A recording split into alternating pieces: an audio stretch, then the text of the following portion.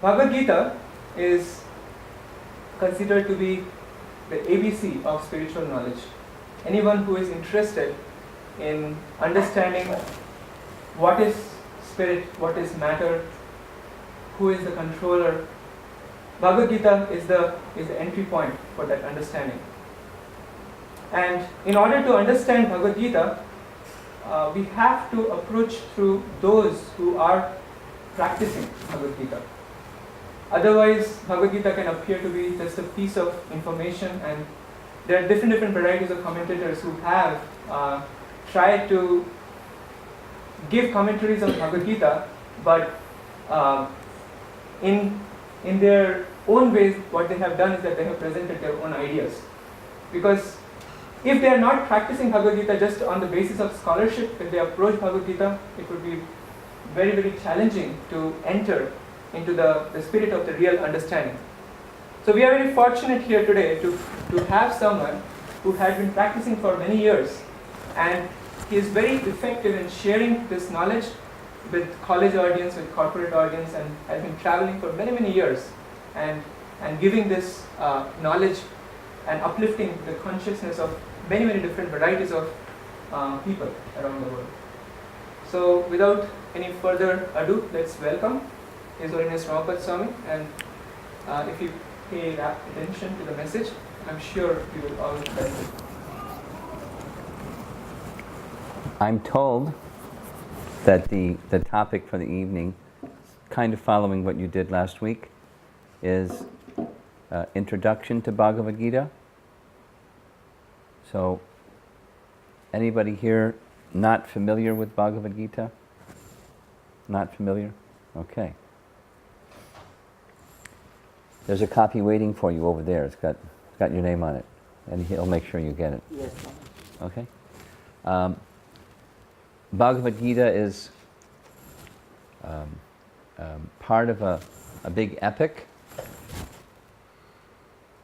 Mahabharata is the name. It's the history of Greater India, and it's a description of lineages of kings that existed during a grand period of thousands of years ago. Literally, the book was written 5,000 years ago. And within the middle, literally right in the very middle of that history, is a treatise on elevation of consciousness of the living entity up to the stage of full self-realization. And you can see the scene. It's a battlefield. There's the two armies on both sides. And one of the chief warriors, pictured here, his name is Arjuna. His dear friend, Krishna, is taking the position of the charioteer of Arjuna, and he requests Krishna to draw his chariot between the two armies so he can see who is arrayed. And seeing the whole scene, he decides to not go through with the battle. He's going to walk away from the battlefield and not participate. And he gives his ethical reasons. A big theme of this Mahabharata is the struggle of good and evil. The good guys and the bad guys. Those that stand for virtue and those that stand for anything goes. Any dirty play as long as you win. So it's a struggle of good and evil, and good prevails as much as light prevails over darkness, always. So here, this is not just good over evil, it's transcendence, or the knowledge of the soul, and how the soul can move beyond the limitations of right and wrong, and good and bad, and light and dark, and yin and yang, and duality, the dualities of this material existence. So we're going to, as was done last week, I was told that you had just touched on the 5 main topics of Bhagavad Gita. It's not, categories, here's 5 buckets. It's not done like that. There are topics that are woven back and forth within the conversation between Arjuna and Krishna.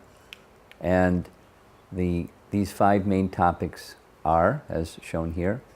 The Sanskrit term is Ishvara, means the supreme or God or the controller, and the living entity or jiva in Sanskrit, material nature, time, and fruitive activities. So we're going to be discussing what Bhagavad Gita says about these briefly, so in introduction fashion. And we'll start up here with the living entity and then material nature and so forth. So there's a nice little drawing of the first topic. A happy living entity, that's us. And the teaching of Bhagavad Gita is that the living entity, or the soul, or ourselves and our true spiritual identity have these natural characteristics of being eternal, the source of consciousness, and by nature, you can see that smiling person there, blissful. However, the living entity or the soul, when coming in contact with matter, becomes covered by a subtle body. This is Bhagavad Gita's teaching. These subtle features that cover the soul are mind, intelligence, and false ego, progressively subtle, more subtle, and most subtle. And then there's another covering, a gross body, that covers the subtle body and the soul. And there's these 5 elements: earth, water, fire, air, and ether or space. So it's something like a jewel inside an envelope, and that envelope is inside another envelope or covering. And this is who we are. However, when the coverings, subtle body, gross body, are covering the soul, we forget who we are and we identify with the feelings in our mind or the intelligent thoughts that we have or the body that's covering the subtle body, when in fact our real identity is a soul. So here's an artist's rendering of something that helps get a picture of the soul. This is a painting of a patient who is undergoing heart surgery. There's a number of books. Dr. Michael Sabum from Emory University is one author who is a heart surgeon by profession and also professor at Emory. And while performing open heart surgery of a patient, the patient had the experience of cardiac arrest. Cardiac arrest means the heart stops. When the heart stops, blood doesn't go to the brain. And when that happens, there's a procedure. They see these little gadgets, they say, the heart has stopped, so they pull out some electrodes and place the electrodes on the chest to stimulate the heart to beat artificially, so that maybe kind of like jump starting a car, it'll start up again on its own. And sometimes it works and sometimes it doesn't. So this particular patient survived, and the next day or two when Dr. Sabum went to see his patient, he asked his patient, how are you? And the patient said, I'm fine. And the patient started describing what happened during cardiac arrest. And he described that he was floating up above the operation table, looking down upon his body, and the assistant said to the doctor, that said to the nurse, different things, and the procedures, and details and details and details. Observing from above the operating table his own body lying on the operating table, and in details that were accurate. And Dr. Sabum thought, gee, this is ridiculous. It's not possible. Because from a medical point of view, consciousness is electrochemical events that take place in the neurological system and the synapses within the brain. That's what consciousness is. And so when blood stops going into the brain, consciousness stops because electrochemical events stop. So the electrochemical events, they had stopped, but here was the conscious person separate from the body and separate from the brain observing the body. So that's a no-no for medical science. So he decided, I'm going to find out what's the explanation behind this. And 12 years later he published a book because he found out there were other heart surgeons and then he himself had other patients who reported what's called out-of-body experiences. They have an acronym, OBE, out-of-body experience. So the point is, keep it simple, can keep within our time, the seat of consciousness is not the body. Seat of consciousness is something else, and after 12 years, Michael Sabum wrote, I hate to say this, I mean, medical doctors aren't supposed to say this, but evidence points to the conscious self is something other than the body, which is what Krishna says in Bhagavad Gita. Who we are is not the body. That's chapter 2, Bhagavad Gita. And in chapter 2, Krishna gives qualities of the soul that indicate its non-physical aspect. For example, the soul can't be cut to pieces, so it's not earth. Can't be burned by fire, it's not made of fire. Can't be moistened by water, can't be withered by the wind, it's not material. The individual soul is unbreakable and insoluble and eternally the same. The soul is invisible, inconceivable, and immutable. So this is some information found in chapter 2 Bhagavad Gita about the qualities of the soul. And so the soul, the conscious self, this is transmigration, or after leaving the soul, passing through the different stages of life. After this life it passes on to another body and continues in rotation. That's reincarnation is a concept discussed in Bhagavad Gita. And so the covering of the soul, the gross and subtle coverings, that's this material nature. So we're now on topic number 2 of 5. So Sanskrit word is prakriti, and the meaning is material nature. And according to Bhagavad Gita, actually there are more verses in Bhagavad Gita discussing this topic than any other topic, because it's a little complicated. There are 3 modes of nature. That's these 3 ladies that are like puppeteers: yellow, red, and blue. Like, the primary colors. And you mix the primary colors and you can make any color. Similarly, there's 3 modes of nature, and you mix the 3 modes of nature, you get all varieties within material nature.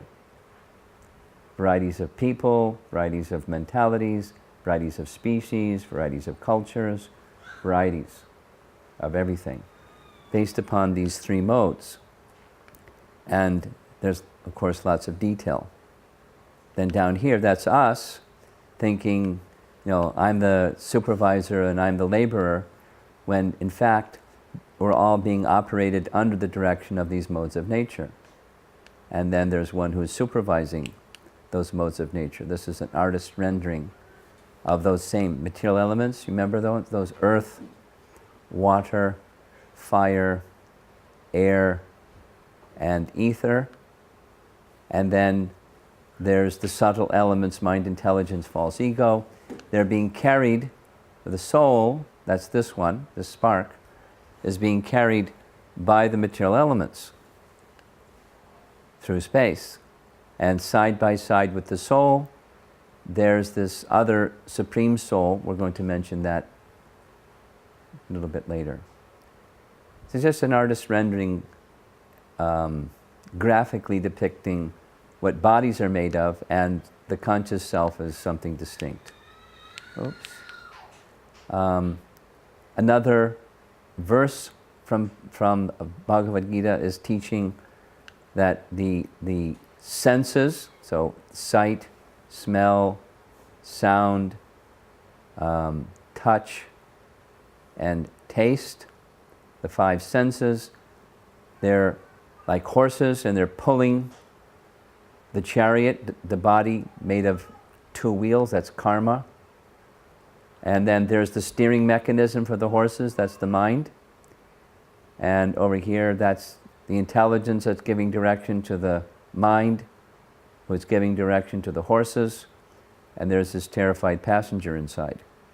That's a living entity going for a ride on the chariot of the senses, the mind, the intelligence, and then the two wheels of karma. We're going to touch on karma in a moment too. That's one of the 5 topics. Out of the different species of life that the soul transmigrates or moves into, especially rare and significant is the human form of life.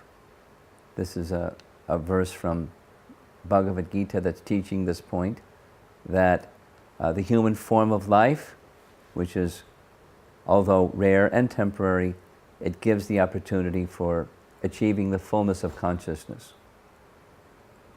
Okay, so far we've touched on, lightly, 2 topics of 5. The living entity, the conscious self, the covering, gross and subtle, made of material nature, and how they mix. Then here comes the 3rd topic, and you're familiar with the term karma. Anyone not familiar with the term karma? You're all familiar. Somewhat. Well, it's a little artist illustration, the cause and effect. It's like dominoes, or if you push this one, it falls down, it knocks over that one. That one knocks down, you falls over on that one, and so forth. And then guess what happens when it comes around here? It's going to fall on the guy's head. Although he's just pressing over here. Something over here is going to happen. There's a little, I hope nobody's offended by British humor. There's a little video clip made by some British folks that they want to explain karma. This causes that, causes that, causes that, causes that, causes that, and it comes back. You ready? It's a different kind of humor. Anyway, here we go.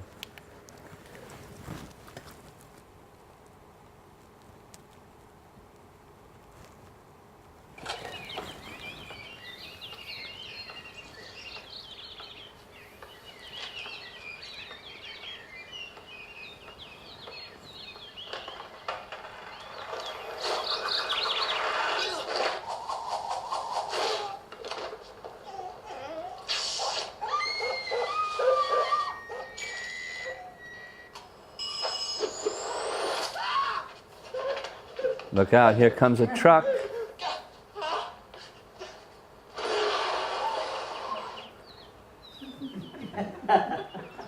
British humor.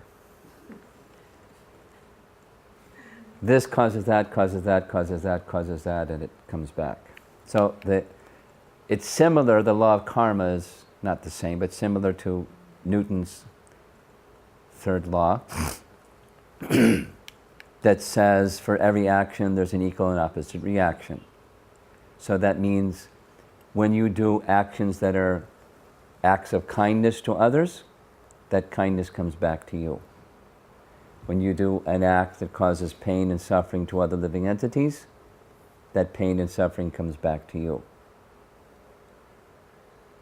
And you can't neutralize it. Supposing you did something bad. Accidentally you do something bad. It's going to come, the reaction is going to come. And it may not, here's a description of how, it's not necessarily immediately. Maybe it's before your time, but when the Beatles had a song called Instant Karma. Familiar with that one? Instant karma. So there's some karma that boom, boom, action, reaction. But sometimes it's delayed. And the delay is described sometimes by comparing the seeds that are sitting there in an apple. The potential of another apple tree is within each seed. So that's like this term here, bija, or in seed. And then some are being fully manifested. They're like falling from the tree, ripe. That's this one, prarabdha karma. And some are not yet manifested. So these are Sanskrit terms, not directly within Bhagavad Gita, but it's some details of, there's different types of karma. Some that are not yet manifested, some that are presently manifested, some that are in a seed form, and this other term, kuta, is just like a propensity, a general proclivity towards work in a particular type, like good or bad work. And here's a timeline, just to give an idea, where sometimes the smaller circles are, there's fructification of something good or bad that comes back quickly.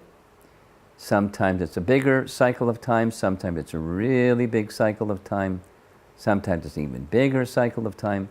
So it's not like something that happened one moment ago is necessarily going to fructify today, or what's happening this moment could be from several lifetimes previously. So these red lines indicate, a lifetime.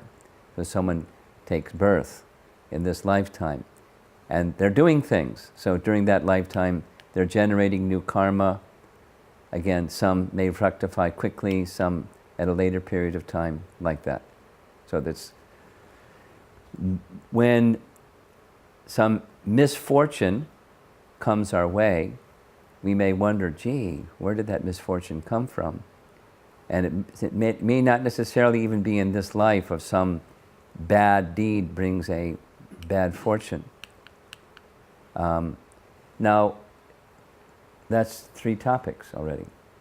2 more to go. There's someone that's supervising or overseeing this, the actions that we do, and the living entity's desires for finding happiness and so on. So that's Ishvara, or the Supreme Absolute Truth. So here's a definition of what the Supreme Absolute Truth is. That which is the source of everything.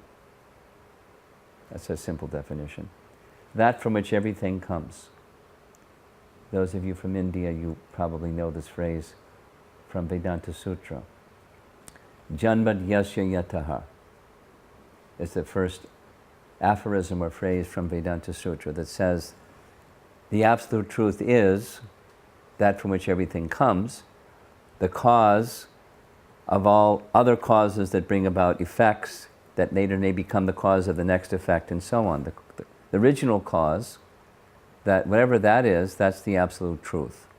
And because the absolute truth is the cause or source, therefore the absolute truth is the proprietor. And because the absolute truth is the proprietor, it's the absolute truth, or the supreme person, is the supreme enjoyer. And that same supreme enjoyer is overseeing material nature. And material nature is awarding the good and the bad and so forth that happens to us.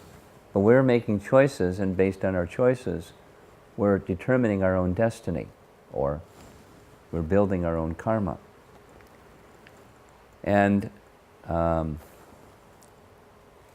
going quickly here because it's just a summary, each of these topics are explored in depth within Bhagavad Gita.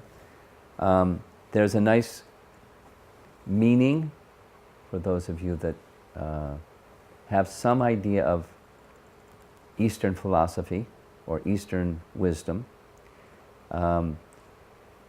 Within that supreme, there's fullness of opulence. Like, for example, in this world, there's some people that are very wealthy. Think of some names of some people that are very wealthy. What's the fellow that... Bill Gates. Warren Buffett. There's some people in China that are really mega wealthy too.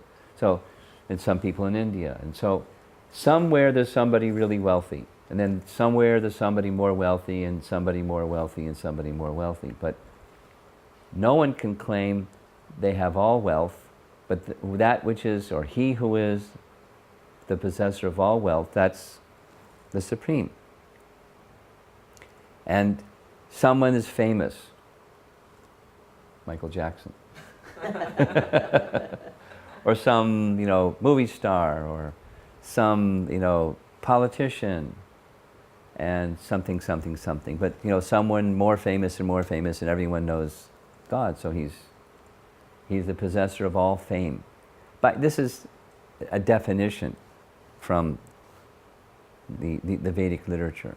Someone in this world, people revere knowledge, and somewhere there's somebody that has more knowledge and more knowledge and more knowledge, and the possessor of all knowledge in full, that's Ishvara, or the Supreme.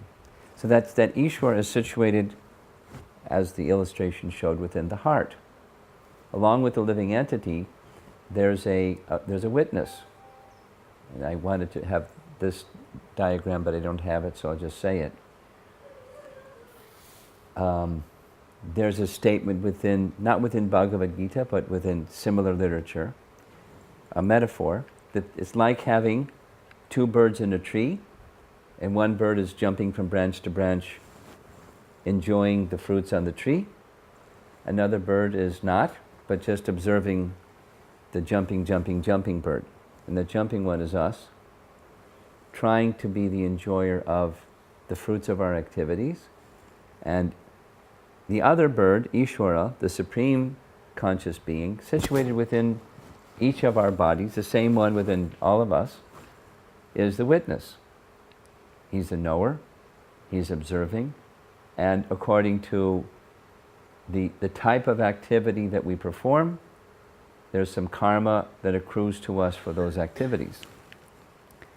And this is a painting of, so the Supreme Person, according to the message of Bhagavad Gita, is situated in the vastness of the spiritual sky, within which there's a cloud, and an expansion of him is there to oversee all these little orbs, are universes. According to the Vedic picture, there's not just this one universe, there's unlimited numbers of universes, and living entities are occupying bodies within the planets, within each of these universes, and there's the Supreme.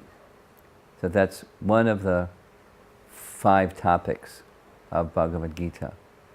And then the last of the 5 is something that's very fascinating, and that's time. Time is an energy, a spiritual force that both brings things into being and maintains things for some time, and then time also destroys everything. It's invisible, right? We haven't. You can look at your watch and say, there's tick, tick, tick, tick, and that's time. It's a measurement of time, but the force of time is something else. It's an energy that's from the Supreme, and it brings creation about. It makes things happen, just like, here we are. We're sitting in the sacred space.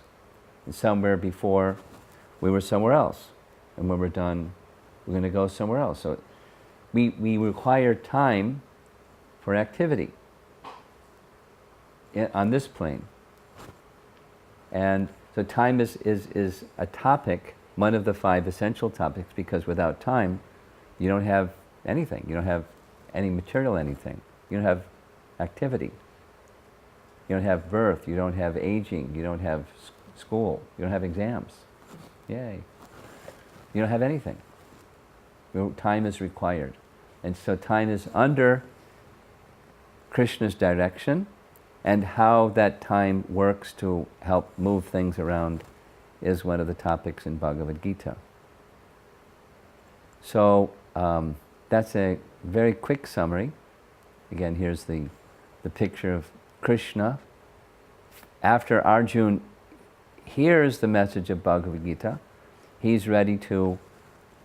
follow the direction that Krishna gives. And so then that part of Bhagavad Gita is over, and then this history thing resumes. So it's in the middle, literally right in the middle of this large good versus evil struggle, there's this message of transcendence, essentially how the living entity, the conscious self, can become separated from identification through false ego, identification with what we're not, and understand what we are, what our relationship with the Supreme is, and to be situated in loving service with the Supreme. And each of those stages, there are types of yoga connected to them. It's like one of the things I assume that takes place here in the sacred space is yoga practice.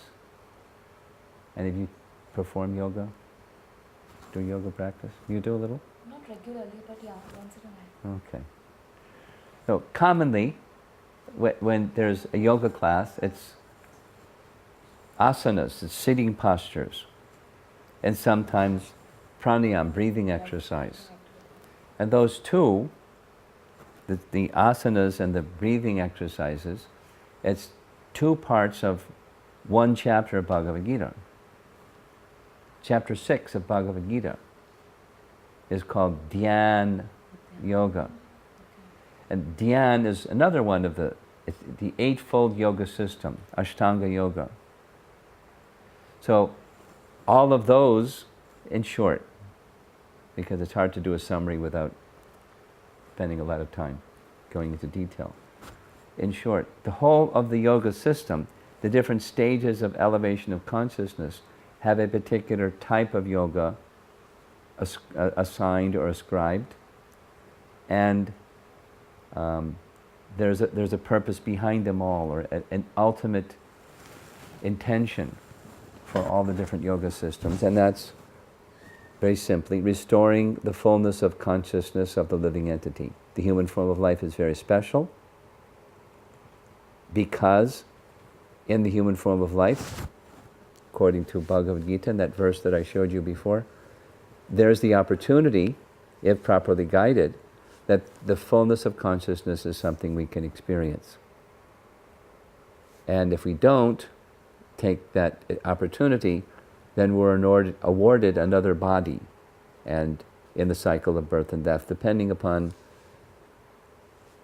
karma, the topic spoken of before, and the modes of nature spoken of before in these topics of Bhagavad Gita.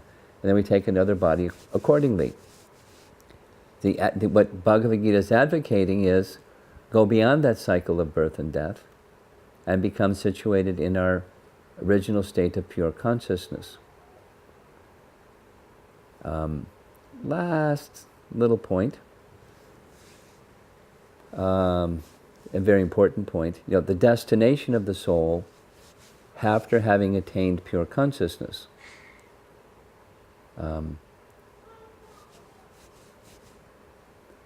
We had a lively discussion at MIT on Monday on the different conceptions of the destination of the soul, because there's somebody that was familiar with Buddhism and some other people familiar with some other teachings, and then there's the teaching of Bhagavad Gita, what Krishna says. So they're in that liberated state where the soul is no longer misidentifying with the coverings of the soul. When the soul is self-realized, there are different categories of self-realization, and according to those categories, different destinations. So that's discussed briefly in Bhagavad Gita also, and more elaborately in other parts of the Vedic literature. But like Partha said, Bhagavad Gita is like the ABC. First, before we figure out what's the destination going to be, we need to go do our ABCs and understand who we really are, as opposed to the covering that we otherwise think we are. The body and the mind and the material intelligence and our dear friend, the false ego. and how to extricate the soul from that implication through the systems of yoga described in Bhagavad Gita. So there's a little summary, introduction. I don't know what you're going to be doing during the semester, but you're going to cover those topics a little bit?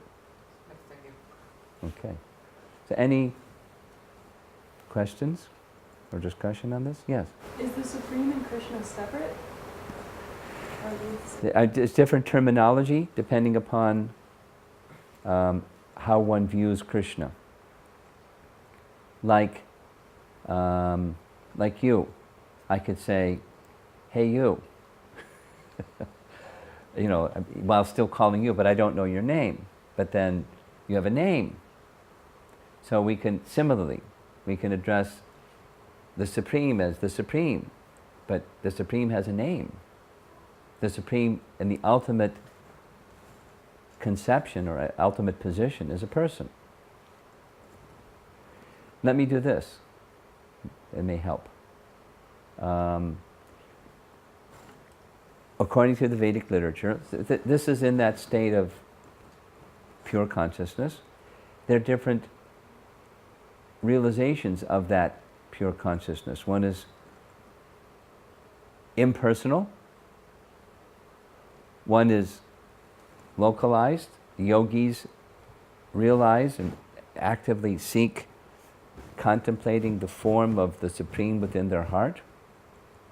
And then there are those that understand that Supreme is in the heart ultimately is a Supreme Person. And the Supreme Person is a person who we have a relationship with and can engage in spiritual activity with in a spiritual form, not the physical one, but a spiritual form in a Supreme Person, loving person. So Krishna is the name of the person, and his position or post, Supreme. Like the head of a government, like when newspaper reporters get together, they say, "Mr. President," and you know, the president's children call him Dad, and his wife calls him what she calls him, maybe some nickname, honey or something. But you know, so it's the same person, but different relationships, then different nomenclature. So the Supreme indicates the post or the position. A question. Yeah. What are the characteristics of the soul, and if every soul is the same? Great question. Some of the characteristics I indicated, straight from the Bhagavad Gita.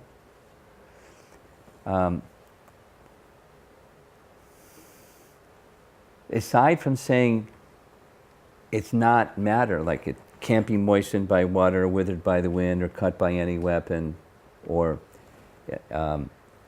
it's not material. So not material means what? Well, it's spiritual. So spiritual means what? Fully conscious. Like, you know, the chair is not fully conscious. The body appears to be conscious because of the presence of the soul. But when the soul leaves, consciousness leaves. It's just inert matter that disintegrates. So the soul has an integrating capacity, bringing matter together to make bodies. That which integrates it is the soul. So you're looking for characteristics. It's eternal. Bodies come into being and go out of being. The soul doesn't. It's eternal. And fully conscious. But it can be covered, like a flame can be covered. But the flame is giving off light, and you put the flame inside a pot, and you don't see the flame, because of the covering. So similarly, the soul is fully conscious, characteristic-wise, but now covered. So then bliss, ananda is the Sanskrit term, by nature, the soul is joyful, but not like happy and sad kind of happy, but blissful, transcendentally situated in by nature is blissful. And The second question is like, every person has a soul. yes, in us. we have a soul, we are a soul. Oh, we are a soul. So is that soul like the same for everyone? No, individual. Individual soul. Just like a snowflake. You're in Boston, so you find snowflakes here. Each snowflake is different. Although they're made of crystal, water crystal, but they're different. Like that, each soul is different. Specifically, in the spiritual conception, we have a unique loving relationship with Krishna. We're alike in the sense that, there's consciousness, and there's eternality, and there's bliss. So those qualities are there, but personality is unique, and spiritual form is unique. So let's do this. Inside, if I put my hand inside a glove and wiggle my fingers, the glove moves. When I remove the glove from my hand, the glove doesn't move anymore, but the finger moves. So similarly, there's a spiritual identity and personality that through matter is causing matter to move. As long as my consciousness is identifying with matter, I continue to get more bodies and more bodies and more bodies according to the contaminated consciousness that I have. But when consciousness becomes relieved of contamination, pure, then there's spiritual form. And in spiritual form, I enjoy spiritual activities in the spiritual realm. That's what souls do, and there's detailed descriptions of that. Not found in Bhagavad Gita, but in other literatures, because this is like, 101. Yeah. Anything else? These are good questions.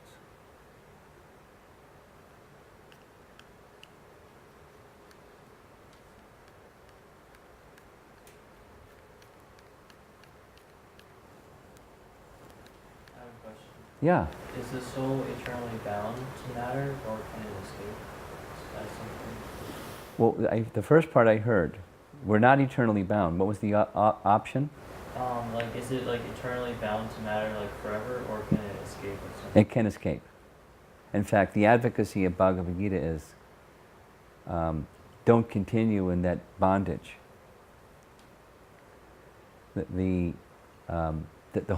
Each of the different systems of yoga are for linking with the Supreme, or linking with transcendence.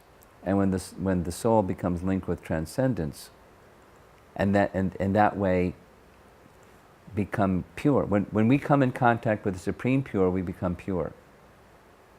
And when that pure condition of the soul exists, depending upon the particular type of consciousness that we have, will attain an eternal destination and no more birth and death.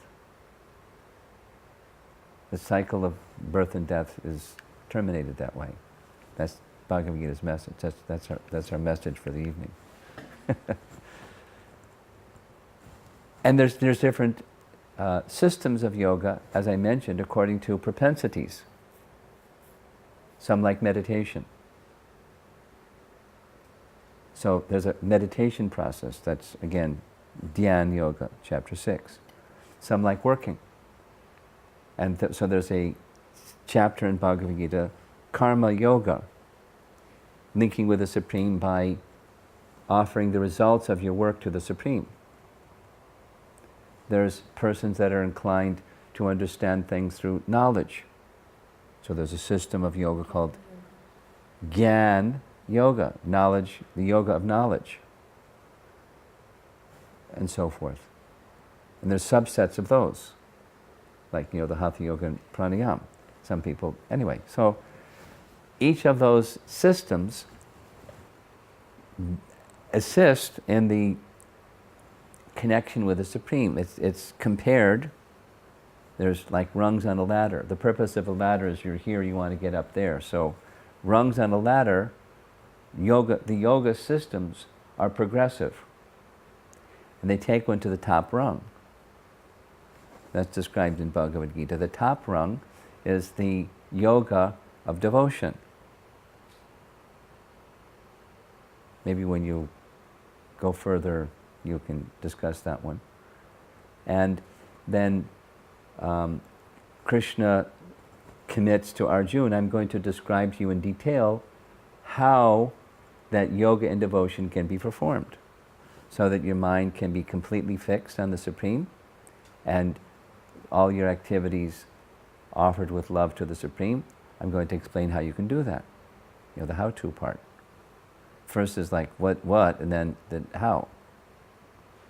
And so there's elements in that system of yoga, or bhakti yoga specifically.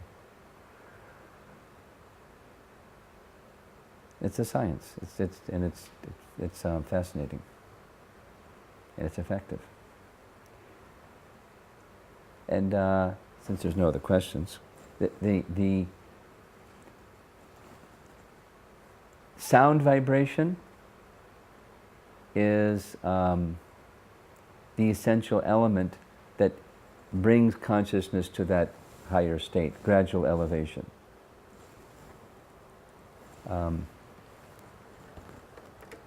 Just a little sharing.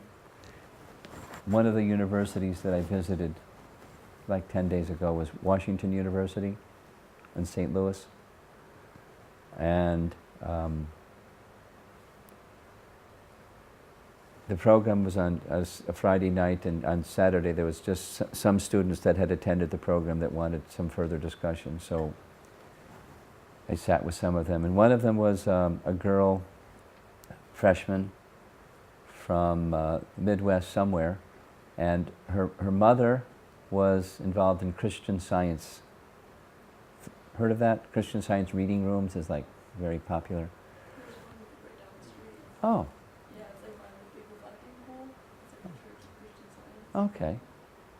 So we had a really fantastic discussion for almost 2 hours, just comparing notes, because she grew up with that.